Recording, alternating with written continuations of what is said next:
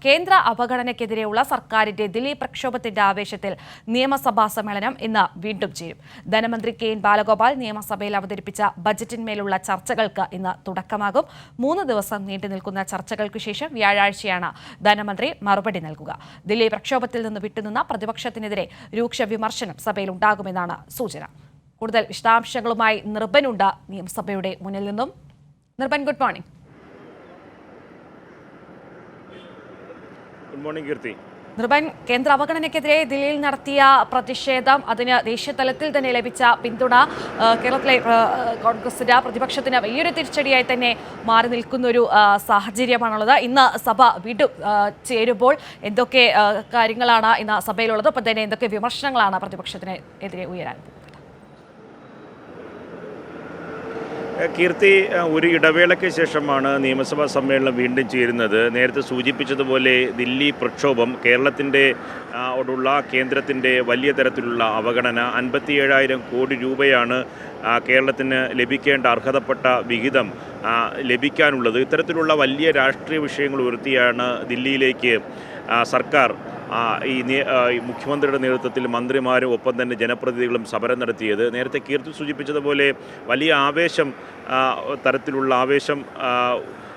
ലഭിക്കുന്ന തരത്തിലുള്ള കേരളത്തിൻ്റെ ആവശ്യങ്ങൾ അംഗീകരിക്കപ്പെടുന്ന തരത്തിലേക്ക് പൊതുവായി കേരളത്തിൻ്റെ ആവശ്യം ശരിയാണ് എന്ന് ബോധ്യപ്പെടുത്തുന്നതിൽ ദില്ലിയിൽ സർക്കാരിനായി. അതിന് മറ്റ് സംസ്ഥാനങ്ങളിൽ നിന്ന് ലഭിച്ച വലിയ പിന്തുണ, BJP ഇതര സംസ്ഥാനങ്ങളിൽ നിന്ന് ലഭിച്ച ദേശീയ നേതാക്കളുടെ വലിയ പിന്തുണ ഏറ്റവും പ്രധാനപ്പെട്ട ഒരു കാര്യമാണ്. അതിൻ്റെയൊക്കെ ഒരു ആവേശത്തിലാണ് വീണ്ടും നിയമസഭാ സമ്മേളനം ഇന്ന് ചേരുന്നത്.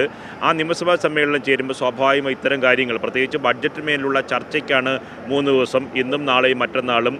വ്യാഴാഴ്ചയാണ് കെ എൻ ബാലഗോപാൽ ഇതിന് മറുപടി പറയുക. ഈ ബഡ്ജറ്റിനെ സംബന്ധിച്ച ചർച്ചയിൽ സ്വാഭാവികമായും സാമ്പത്തികമായി കേന്ദ്ര സർക്കാർ കേരളത്തോട് നടത്തുന്ന അവഗണന സംബന്ധിച്ച് സർക്കാർ പൂർണ്ണമായി ഈ സഭയിൽ അവതരിപ്പിക്കും.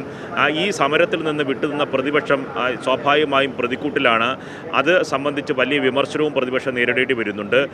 ഐക്യകണ്ഠേന കേന്ദ്രത്തിനെതിരെയുള്ള പ്രമേയത്തിൽ നിന്ന് പ്രതിപക്ഷം വിട്ടുനിന്നു. അന്നാണ് ബഹിഷ്കരിച്ച് പ്രതിപക്ഷം സഭ വിട്ടിറങ്ങിയത്. അങ്ങനെ നിരന്തരം കേരളത്തോടുള്ള കേന്ദ്രത്തിൻ്റെ അവഗണനയ്ക്ക് എതിരെയുള്ള സന്ധിയില്ലാത്ത സർക്കാരിൻ്റെ പോരാട്ടത്തിനൊപ്പം കേരളത്തിൻ്റെ പ്രതിപക്ഷമില്ല. കേരളത്തിൻ്റെ പ്രതിപക്ഷം ഇക്കാര്യങ്ങളിലൊക്കെ ആർക്കൊപ്പമാണ് എന്ന ചോദ്യം സ്വാഭാവികമായി ഉയർന്നു വരുന്നുണ്ട്. അതുകൊണ്ട് ഇന്ന് നടക്കുന്ന ബഡ്ജറ്റിൻ്റെ ഈ പറയുന്ന ബഡ്ജറ്റ് സമ്മേളനവുമായി ബന്ധപ്പെട്ട ഏറ്റവും നിർണായകമായ ദിവസമാണ്. അതുകൊണ്ട് ഇന്ന് ഇത്തരം കാര്യങ്ങൾ, ധനമന്ത്രി അവതരിപ്പിച്ച ബഡ്ജറ്റ് സംബന്ധിച്ചുള്ള ചർച്ചയിൽ ഈ കാര്യങ്ങൾ സ്വാഭാവികമായി ഉയർന്നു വരിക തന്നെ ചെയ്യും. പ്രതിപക്ഷം ഇക്കാര്യത്തിൽ എന്ത് നിലപാടാണ് സഭയിൽ എടുക്കുന്നത് എന്ന് നിർണായകമാണ്. കാരണം ഇക്കാര്യങ്ങളിൽ നേരത്തെ തന്നെ പ്രതിപക്ഷം വാദിക്കുന്ന കാര്യം, ഈ 57,000 കോടി രൂപയുടെ ധനമന്ത്രി പറയുന്ന കണക്ക് കള്ളമാണ് എന്നാണ് പ്രതിപക്ഷ നേതാവ് VD സതീശൻ പറയുന്നത്.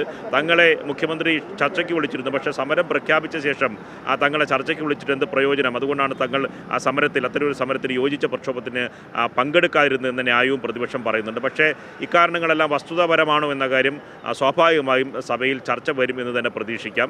മറ്റ് പല വിഷയങ്ങളും സമകാലീന ബഡ്ജറ്റുമായി ബന്ധപ്പെട്ട ചില വിവാദങ്ങൾ പുറത്ത് സജീവമായി നിലനിൽക്കുന്നുണ്ട്. ആ വിവാദങ്ങളെ സംബന്ധിച്ച സർക്കാരിൻ്റെ മറുപടിയും സ്വാഭാവികമായും ഇന്ന് സഭയിലുണ്ടാവും. വയനാട് ഉണ്ടായ അനിഷ്ട സംഭവം, വന്യജീവി ഈ ആൾപ്പാർപ്പുള്ള മേഖലയിലേക്ക് വന്യജീവി മനുഷ്യ സംഘർഷം സ്വാഭാവികമായി ഇപ്പോൾ കേരളം അഭിമുഖീകരിക്കുന്ന ഏറ്റവും വലിയ പ്രശ്നമാണ്. വന്യജീവികളുടെ ആക്രമണത്തിൽ മനുഷ്യർ കൊല്ലപ്പെടുന്നൊരവസ്ഥ നിരന്തരം ഉണ്ടാകുന്നു. ആക്രമണങ്ങളിൽ കൃഷിനാശമുണ്ടാകുന്നു. ഇത് കേന്ദ്ര സർക്കാരിൻ്റെ നിയമത്തിൽ വരേണ്ട വലിയ നിർണായകമായ മാറ്റമാണ്. സംസ്ഥാന സർക്കാരിനെ സംബന്ധിച്ചിടത്തോളം പരിമിതിയുണ്ട്. ഇത്തരമൊരു ഘട്ടത്തിൽ ആ സംഘർഷം, കഴിഞ്ഞ ദിവസം വയനാട്ടിലുണ്ടായ ഈ കാട്ടാനയുടെ ആക്രമണത്തിൽ ഒരു പ്രാദേശികവാസി കൊല്ലപ്പെട്ടിരുന്നു. അത് സംബന്ധിച്ച വിഷയം സഭയിൽ വന്യജീവി മനുഷ്യ സംഘർഷവുമായി ബന്ധപ്പെട്ട വിഷയത്തിൽ നിയമസഭയിൽ ഇന്ന് പ്രതിപക്ഷം അടിയന്തര പ്രമേയം കൊണ്ടുവരുമെന്നാണ് ലഭിക്കുന്ന വിവരം. അങ്ങനെയാണെങ്കിൽ അത് സംബന്ധിച്ച പ്രക്ഷുബ്ധമായ അവസ്ഥയിലേക്ക് സഭ പോകാനുള്ള സാധ്യതയുമുണ്ട്. കാരണം UDF, പ്രത്യേകിച്ച് കോൺഗ്രസിൻ്റെ നേതൃത്വത്തിൽ സമരാഗ്നി എന്ന ജാഥ നടക്കുന്നുണ്ട്. അതിൽ പ്രധാനപ്പെട്ട നേതാക്കളൊക്കെ പങ്കെടുക്കുന്നുണ്ട്. അതിൻ്റെ ഇടവേളയിൽ നിന്നാണ് നിയമസഭാ സമ്മേളനത്തിലേക്ക് വേണ്ടി പ്രതിപക്ഷ നേതാവ് VD സതീശൻ എത്തുന്നത്. അതുകൊണ്ട് സ്വാഭാവികമായി ഒരു രാഷ്ട്രീയ നേട്ടം ലഭിക്കുന്ന വിഷയങ്ങളിലേക്ക് നിയമസഭയ്ക്കുള്ളിൽ അത്തരം ചർച്ചകളിലേക്ക് കൊണ്ടുപോകാനുള്ള ശ്രമമായിരിക്കും സ്വാഭാവികമായി പ്രതിപക്ഷം നടത്തുക. പക്ഷേ ഇത്തരം കാര്യങ്ങളുടെ വാദപ്രതിവാദങ്ങളിൽ സർക്കാരിൻ്റെ നിലപാട് ഏറെ നിർണായകമാണ്. പ്രതിപക്ഷം എന്ത് മറുപടി സ്വീകരിക്കും, എന്ത് നിലപാട് സ്വീകരിക്കും എന്നും പരിശോധിക്കേണ്ടതാണ്. കീർത്തി, ഒരു കാര്യം ഉറപ്പാണ്, കേരളം നേരിടുന്ന സാമ്പത്തികമായ അവഗണനയിൽ വലിയ തരത്തിലുള്ള പ്രതിസന്ധി കേരളം അനുഭവിക്കുന്നുണ്ട്. ഒരിഞ്ച് മുന്നോട്ട് പോകാൻ കഴിയാത്ത അവസ്ഥയുണ്ട്. ഏറ്റവും പ്രധാനപ്പെട്ട കാര്യം അടിസ്ഥാന സൗകര്യ വികസനത്തിൽ കേരളത്തിന് മുന്നോട്ട് പോകണം. കേരളം നേടിയ നേട്ടങ്ങളുണ്ട്. ആരോഗ്യ മേഖലയിലും പൊതുവിദ്യാഭ്യാസ മേഖലയിലും ഉന്നത വിദ്യാഭ്യാസ മേഖലയിലും ഒക്കെ തന്നെ കേരളം നേടിയ വലിയ നേട്ടങ്ങളുണ്ട്. ആ നേട്ടങ്ങൾ നിലനിർത്തണം. ഒപ്പം തന്നെ ക്ഷേമ പദ്ധതികൾ നടപ്പിലാക്കണം. ക്ഷേമ പെൻഷനുകൾ ബന്ധപ്പെട്ട വലിയ ബാധ്യതയാണ് സർക്കാരിനുള്ളത്. ഇത്തരം കാര്യങ്ങൾ സമഗ്രമായ ഇടപെടൽ സംസ്ഥാന സർക്കാരിനെ സംബന്ധിച്ചിടത്തോളം ഏറെ നിർണായകമാണ്. ഈ ഒരു ഘട്ടത്തിൽ കേന്ദ്രം എങ്ങനെയൊക്കെ സാമ്പത്തികമായി ഞെരുക്കിക്കൊല്ലാം കേരളത്തെ എന്ന തരത്തിലുള്ള നീക്കവുമായി മുന്നോട്ട് പോകുന്നു. അതുകൊണ്ട് പലതരത്തിലുള്ള പോരാട്ടമാണ് സംസ്ഥാന സർക്കാർ നടത്തുന്നത്. ഒന്ന്, നിയമപരമായ പോരാട്ടം സുപ്രീം കോടതി വരെ കേരളം എത്തിച്ചു. ഒപ്പം തന്നെ രാഷ്ട്രീയമായ സമരം ദില്ലിയിൽ കേരളം എത്തിച്ചു. ഒപ്പം തന്നെ കേരളത്തിൽ നിന്ന് വലിയ തരത്തിൽ പ്രതിപക്ഷത്തിൽ നിന്ന് വലിയ വെല്ലുവിളിയും സംസ്ഥാന സർക്കാർ നേരിടുന്നുണ്ട്. ഇത്തരം കാര്യങ്ങളെല്ലാം അതിജീവിക്കുന്ന ഒരു ബഡ്ജറ്റാണ് KN ബാലഗോപാൽ മുന്നോട്ട് വെച്ചത്. ജനങ്ങൾക്ക് നേരിട്ട് നികുതി അടിച്ചേൽപ്പിക്കുന്ന തരത്തിലുള്ള നിർദ്ദേശങ്ങളില്ല. വലിയ തരത്തിലുള്ള നികുതി സമാഹരണത്തിന് പുതിയ നിർദ്ദേശങ്ങൾ മുന്നോട്ട് വെച്ചു. നദികളിൽ കെട്ടിക്കിടക്കുന്ന 200 കോടി രൂപയുടെ മണൽ വിറ്റഴിച്ച് അതിൽ 200 കോടി രൂപ സമാഹരിക്കുമെന്ന് പറയുന്നു. പഴയ തുരുമ്പെടുത്ത വാഹനങ്ങളും മറ്റ് ഉപയോഗശൂന്യമായ ഉപകരണങ്ങളും സർക്കാരിൻ്റെ കീഴിലുള്ള ഉപകരണങ്ങൾ വിറ്റ് 200 കോടി സമാഹരിക്കും. കോടതി ചിലവുകൾക്കുള്ള ഫീസ് വർധന മാത്രമാണ് സർക്കാർ വരുത്തിയിട്ടുള്ളത്. അങ്ങനെ വലിയ തരത്തിൽ പോസിറ്റീവായ നിർദ്ദേശങ്ങൾ ബഡ്ജറ്റിലുണ്ട്.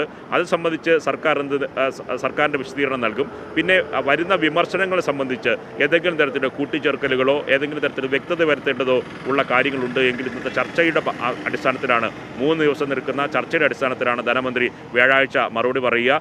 ഒരു ഇടവേളയ്ക്ക് ശേഷം വീണ്ടും നിയമസഭാ സമ്മേളനം ചേരുമ്പോൾ സഭ വീണ്ടും പ്രക്ഷുബ്ധമാകാനുള്ള സാധ്യതയുണ്ട്. കാരണം വലിയ രാഷ്ട്രീയ വിഷയങ്ങൾ സഭയിൽ വരും. കാരണം പാർലമെൻറ്റ് തെരഞ്ഞെടുപ്പിലേക്ക് പോകുന്നൊരു ഘട്ടമാണ്. പ്രതിപക്ഷം പുറത്ത് സമരാഗ്നി എന്ന് പറഞ്ഞ സമരപരിപാടിയുമായി മുന്നോട്ട് പോകുന്നു. അതിൻ്റെ വാദപ്രതിവാദങ്ങളിലേക്ക് ഇന്ന് നിയമസഭ സ്വാഭാവികമായും പോവുക തന്നെ ചെയ്യും. കീർത്തി. ശരി, വ്യക്തമാണ്. നിർഭരാണ്.